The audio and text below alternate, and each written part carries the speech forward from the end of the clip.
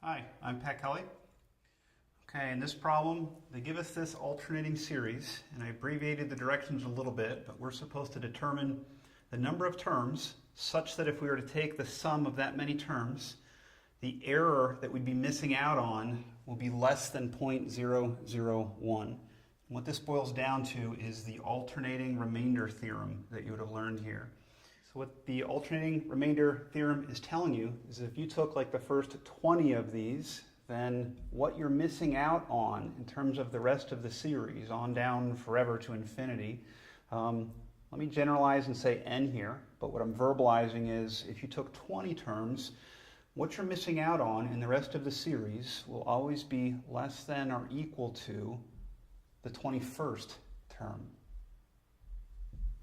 Okay, so to generalize, in fact, I'll even keep that as a capital N as it's stated in the theorem. So to generalize, we can take n terms from this series, and what we're missing out on is always going to be less than or equal to the next term that you just didn't grab. Okay? Now, our challenge in this problem is to find out how many terms to grab so that what we're missing out on, the error, is less than that 0.001 that they asked us for. Okay, so to fill in specifics for us for this problem, our a sub n plus 1 is going to come from the series. And don't forget, with an alternating series, the a term doesn't include the negative 1 to the power, so we will just have 1 divided by, and I'm looking for the n plus first term, so 2 parentheses n plus 1 cubed minus 1. Okay, and then what we want for our n must satisfy this expression that we just came up with, 1 divided by 2 parentheses n plus 1 to the 3 power, subtract 1.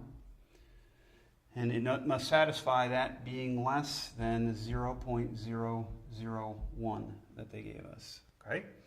So what it comes down to for us is this inequality and trying to get a handle on what must be true about n. Okay, so a little bit of algebra.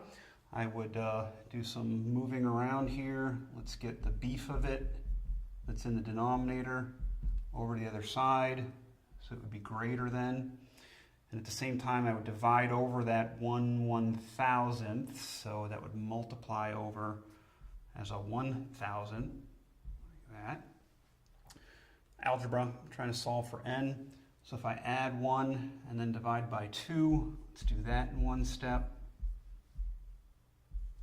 That would be 1001 divided by 2. And just a couple more steps to get n out of there. N greater than cube root 1001 divided by 2. And then I'm going to end up with a subtract 1 at the end. Okay, so we're saying that n must be greater than that number, which I don't know off the top of my head. I'm going to grab a calculator. Let's plug this in.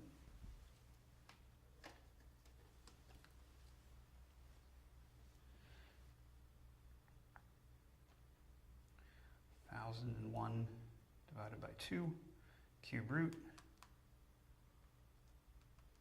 subtract 1, approximately 6.94.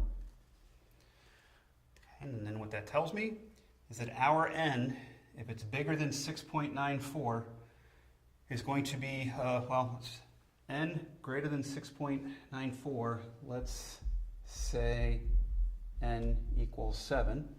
So what that tells me is that back up to here, the remainder after taking 7 terms is going to be less than that 0.001 that they gave us.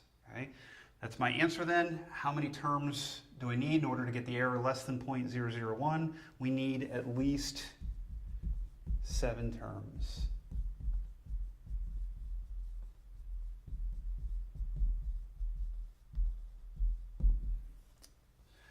One quick comment too, though, before I leave you, is for us, if we had a 6.94, you can see that that would round up nicely to 7, but always round up.